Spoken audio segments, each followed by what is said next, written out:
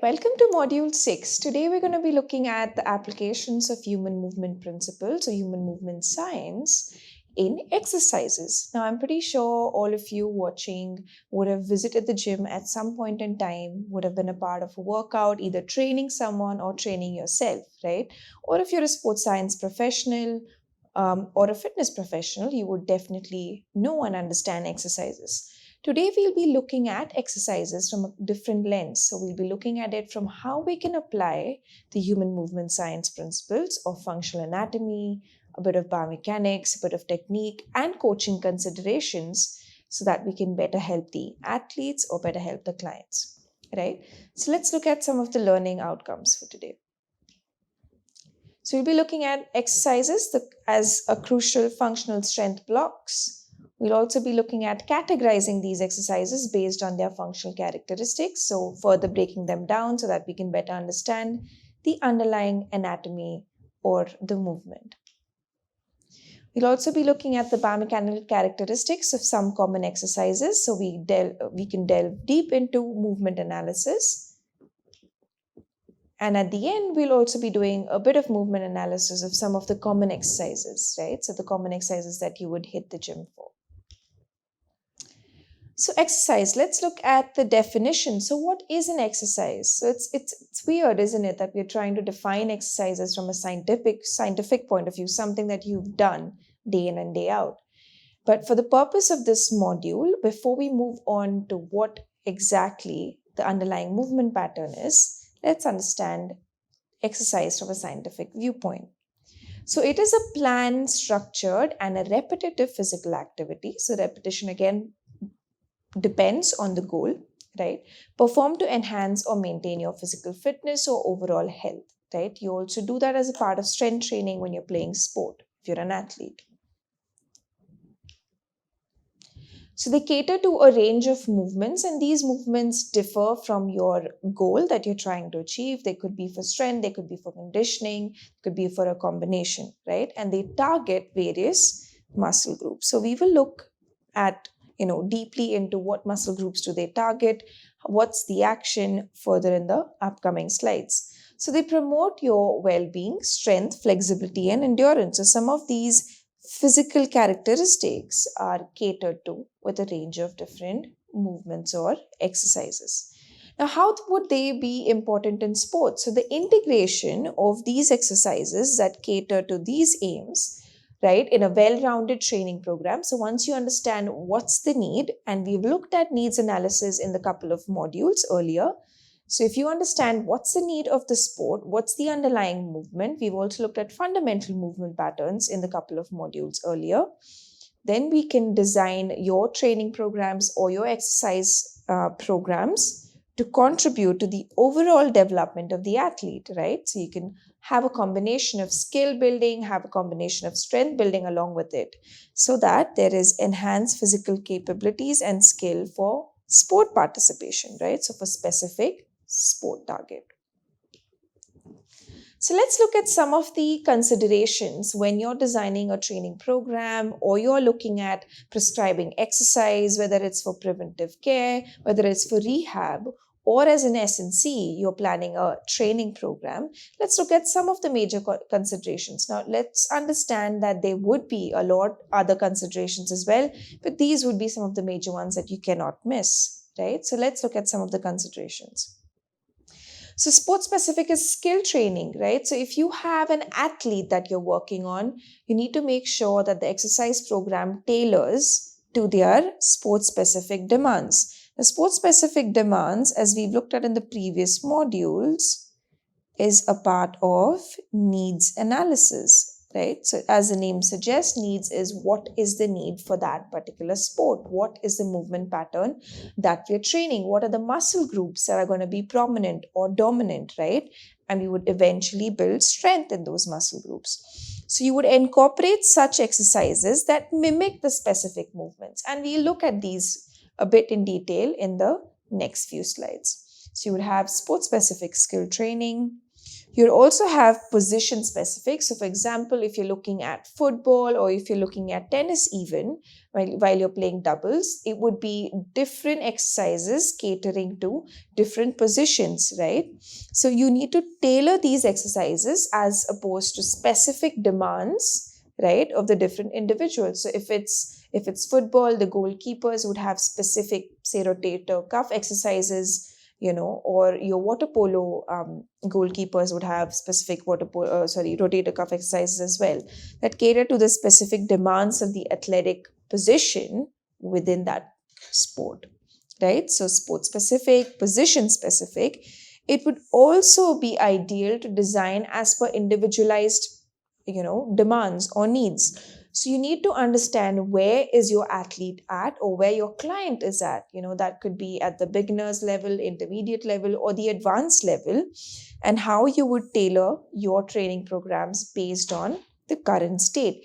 It could also be that your athlete is recovering from injury. So where do you start? What considerations do you take, right? Some of the progression and the regression exercises. So the same exercise you can progress or regress, which we'll be looking at in the next few slides as well. So to understand the underlying injury and performance patterns specific to that individual, again back to specific to their position and the sport that they play, is quite crucial.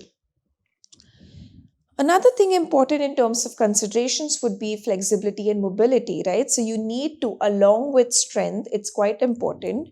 So along with strength, it's quite important to build flexibility and mobility as well. And we look at the importance of this in the next few slides as well. But if there is strength, but the athlete is not able to execute that strength through the required mobility or does not have the flexibility to, then that strength, is pretty much useless, right? So to address the specific and flexibility requirements for that particular sport, right? So for example, in tennis, when you're skidding to hit a forehand, right, you need to get into unusual lunge positions, right? Or you need to get into unusual hip adduction and abduction positions or external rotation positions, right? So if you're not able to achieve these actively with good strength in your training programs, then the athletes, while executing, are bound to get injured, right? Are bound to push beyond those movements. So flexibility and mobility, quite important. Another important factor would be, are your exercise training programs catering to the balance and stability? So as we've looked at in the previous modules, how important maintaining balance and stability is. We've looked at how coordinating of different segments throughout the movement for efficient transition or transmission of forces is quite important, right? So you need to have exercises designed that are providing balance and stability interventions to enhance proprioception. We've looked at the definition of this in the previous modules: sense of space, sense of location, right? And balance and stability. So this is all to improvise control and coordination while you're executing a movement. Another important consideration would be recovery and injury prevention, right? So if your athlete is recovering or on the verge of having an injury, and how would you monitor that? You would do that. So in terms of recovery, just make sure that their training load. So when you're looking at training load, it could also be their training load on field, so the repetitive tasks that they're performing, or it could be training load at the gym, right? So where they are training, or any conditioning training that they're doing. So this training load needs to be maintained so that you have good recovery, right? So you're not overtraining the athlete and you're having good recovery between workouts. So you need to make sure that your training programs also account for good recovery protocols. So recovery focused exercises, again, they would be more like, toning down, adding range of motion stuff, adding flexibility stuff, right? And low intensity exercises as well. Sometimes they are quite important, right? So recovery focused exercises and practices to prevent overtraining, as we've seen, and reduce the risk of injuries, right? So these are some of the important considerations. Let's just go back. See, these are some of the important considerations while you're designing exercise interventions for sport, right? So for your athlete. Now let's move to understanding how do you apply movement science principles. We'll also be looking at a few examples of an exercise or what muscle it targets, right? So let's have a look at what would be some of the key movement science principles that you would apply. So considerations again, right? So the considerations, as we've seen in the field of human movement science, when you're applying these principles, we've looked at how do you apply them to fundamental movement skills. Today we're looking at exercise. And in the next module, we'll also be looking at how do you apply them to understand and study sport performance patterns or sport injury patterns, right? So all the time you would see an overlap of the movement science field. What it consists of is your functional anatomy, right? So how does your body move? Why we move, which we've covered in the first few models. We'll also be looking at biomechanics, right? So kinematics and kinetics that we've looked at in module 4, and some of the coaching considerations, which we've also looked at in the previous modules. I think that would be module 6, if I'm not wrong, right? So the integration of all these three fields, what are some of the considerations? Let's have a look. So apart from some of the considerations that we've looked at earlier, let's look at when you're designing specific exercises protocol or choosing an exercise in your training program, the number of exercises, the repetitions, the load, the intensity, all of these important factors. What do you need to take care of, right? So first one being the joint range of motion. So whenever you're performing an exercise, and you would have observed these quite a lot in the gym, that quite a few individuals do not perform the entire or the desired range of motion, right? So if your target is to achieve an outcome, you need to make sure that your athlete is performing the desired range of motion. Sometimes, and most generally, this is a full range of motion. So if you're increasing weight, right? So if you're increasing your load or intensity or even frequency, right? So when this is increasing, however, there's a decrease in range of motion that's achieved. So you're not completing, oops. So that's frequency. And there's a decrease in range of motion. So that means you're not completing the full action. You're not going to get the desired result, right? So it's very important that you go through the entire protocol with the desired range of motion. So joint range of motion is extremely important to monitor. Another thing would be so for example, if you take shoulder press, let's look at an example. If you take shoulder press as an example, the aim there would be to achieve a full range of motion, right? So you need to monitor technique, absolutely, which is crucial. So weights are down to the shoulder height, right? And during press, so they are down to your shoulder height. And during shoulder press, the shoulder joint completes entire range of motion. So you complete your entire range of motion where the weight is above your head or it's overhead. If you stop midway, that means you're not able to, or the athlete or the individual is not able to achieve that range of motion, right? So in that scenario, you would reduce the weight. Another important thing to consider are individual variations. So as we looked at in the previous slide as well in considerations, you would have looked at individualized programming, right? So individualized programming depends on what sport they play and what position they play at, or where do they start, beginners, intermediate, and advanced.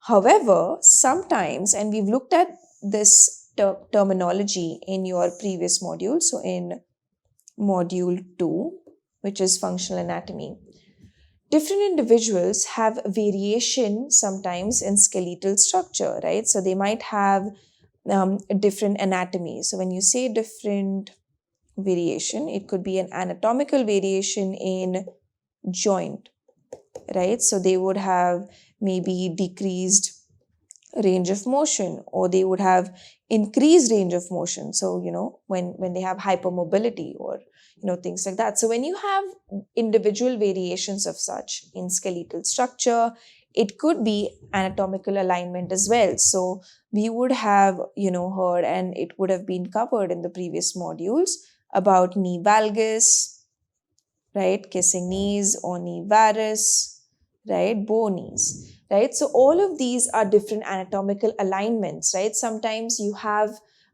athletes that have natural curvature in the spine. So how do you take care of them? So it's quite important that you understand these variations before you start the exercise protocol, and devise exercises to cater to these, right? And also muscle variations. So sometimes you might have wasting of the muscle, right? Muscle wasting that will result in lean muscle mass.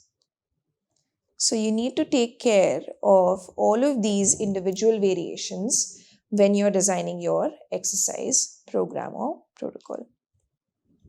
So let's look at an example. So for example, your modified exercise form is crucial in this scenario. So it would be modified. Sometimes you might have equipment variations. So you might use different equipment, less complex moves, or, less weight as well, or any kind of alternative exercises as well, right? So that depend on your individual anatomical considerations. There we go.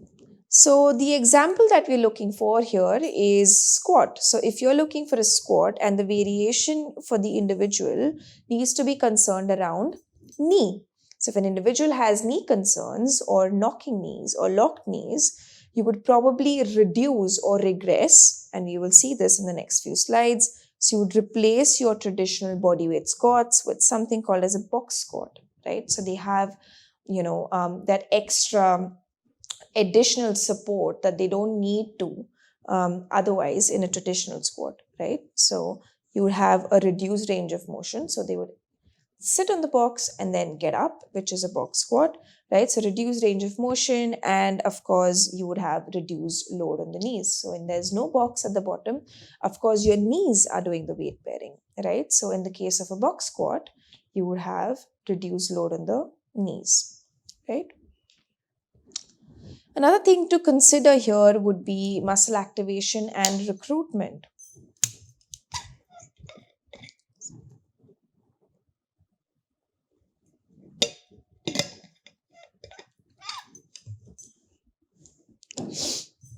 Right, another thing to consider here would be muscle activation and recruitment, right?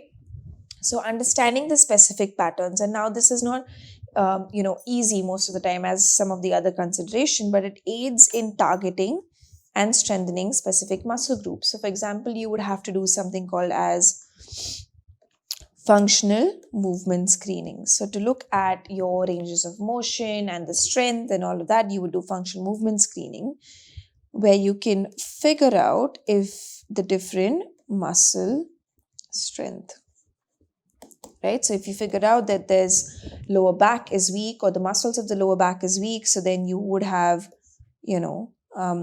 targeted programs to strengthen those muscles, right? Whichever muscles are weak, right?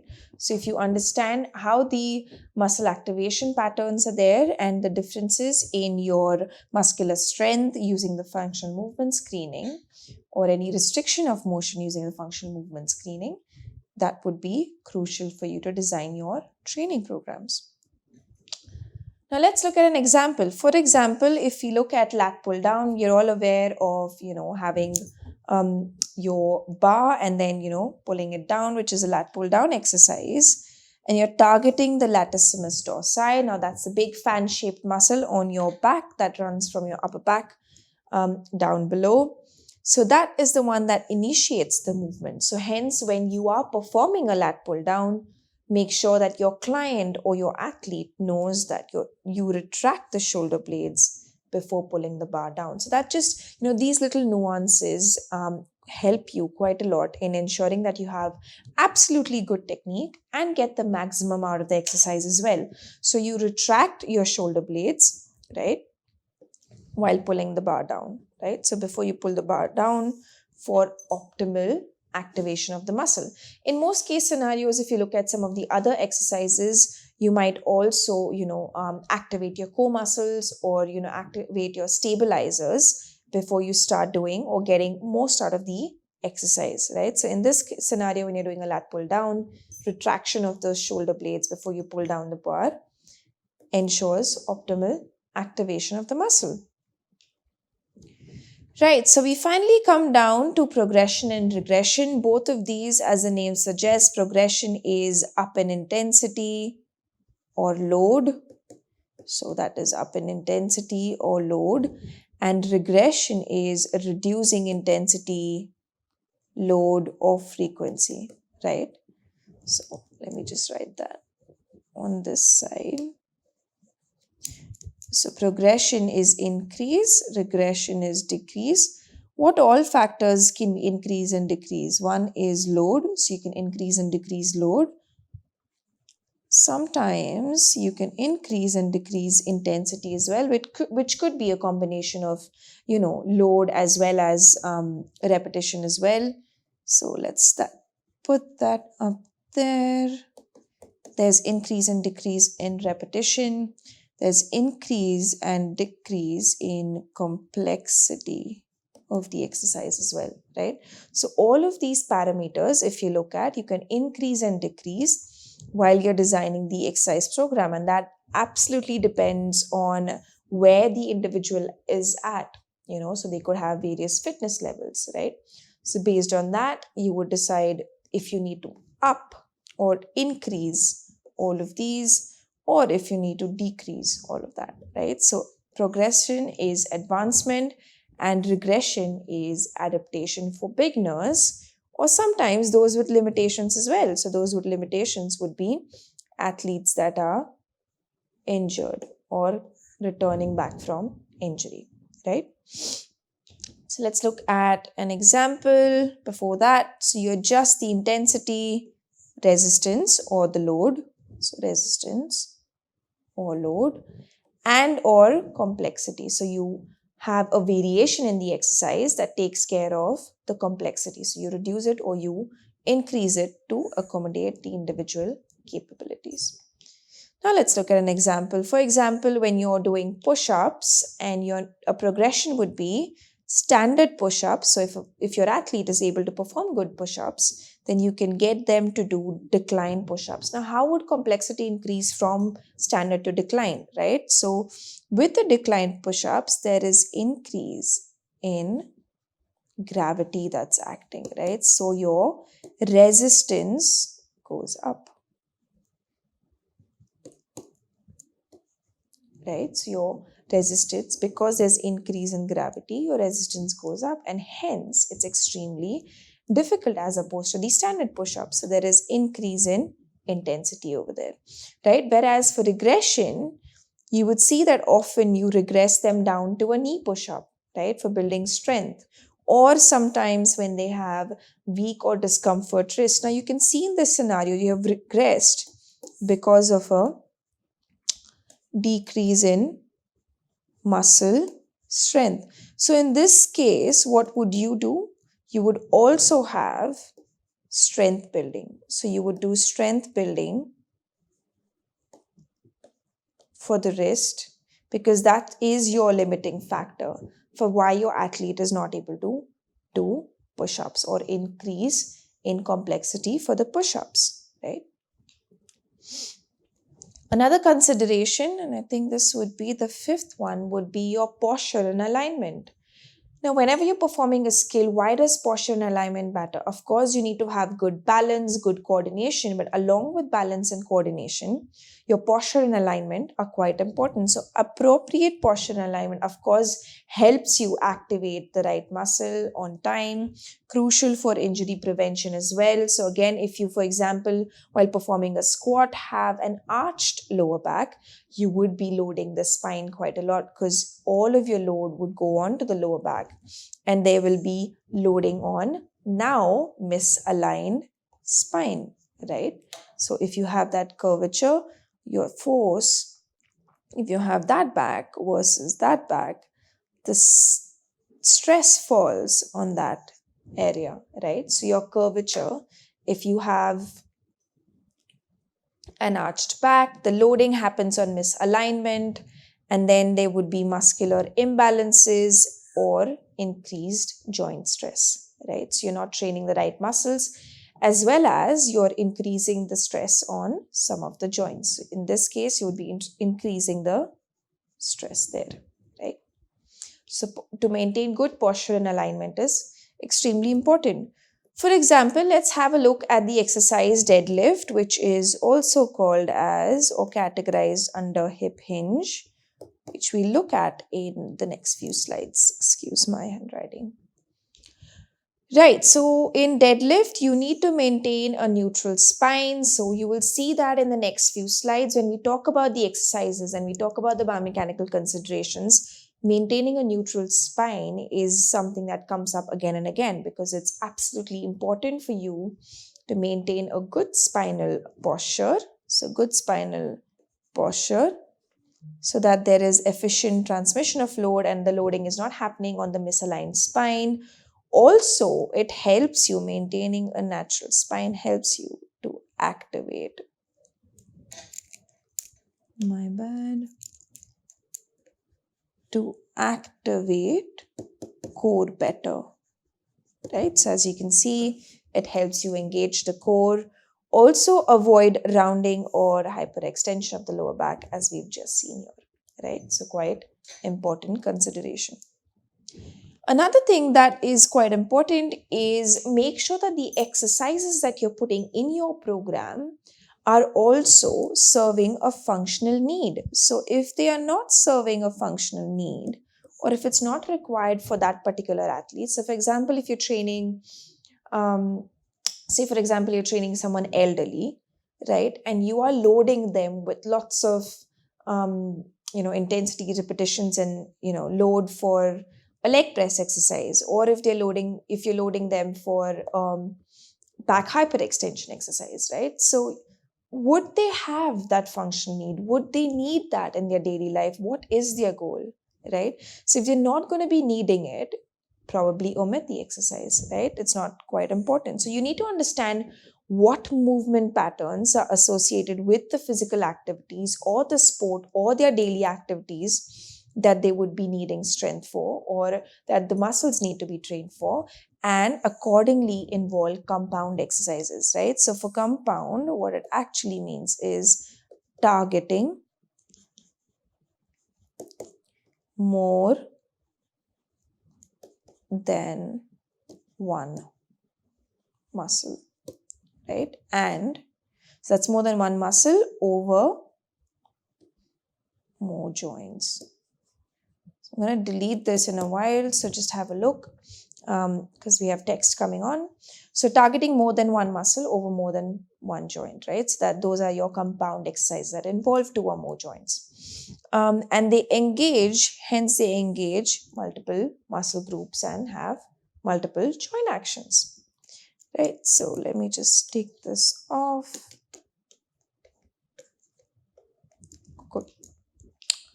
Let's look at an example. So an example would be kettlebell swings. We're all aware of what kettlebells are, and kettlebell swing is an extremely good exercise targeting the posterior chain. So all of your big lower back muscles and your lower body muscles, right? So it's a good exercise for posterior chain, right? Again, which is a hip thrust or a hip hinge movement, and it engages your posterior chain muscles as we've looked at. So your glutes and your hamstring, you get into a hinge position and you swing from there. So your glutes and your hamstring act as your primary muscles, and it's essential for daily activities. For example, lifting objects. So if you have someone who's coming back from a training program, or if it's coming back from an injury, you would start with simple hip thrust and progress them onto, as they build strength, to kettlebell swings as well, right? So that's another important consideration. Right, now that we've looked at applying some of the movement science principles, we've also looked at different considerations. How do you plan training programs? Of course, we've not looked at the reps and the loads and intensity, but from a human movement perspective, what are some of the underlying principles that you would work on? Let's look at how do we characterize these different exercises, right? And how do we look at them, and some movement analysis as well for each of these.